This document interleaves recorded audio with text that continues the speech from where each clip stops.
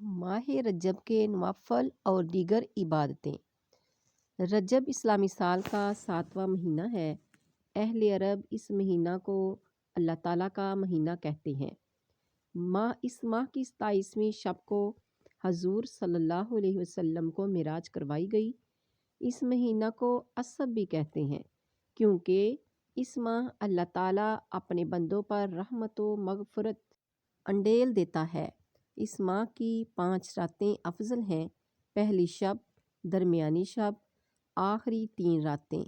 اس ماہ عبادتیں اور دعائیں قبول ہوتی ہیں۔ حضور صلی اللہ علیہ وسلم نے فرمایا، رجب اللہ عز و جل کا مہینہ ہے، شعبان میرا اور رمضان میری امت کا مہینہ ہے۔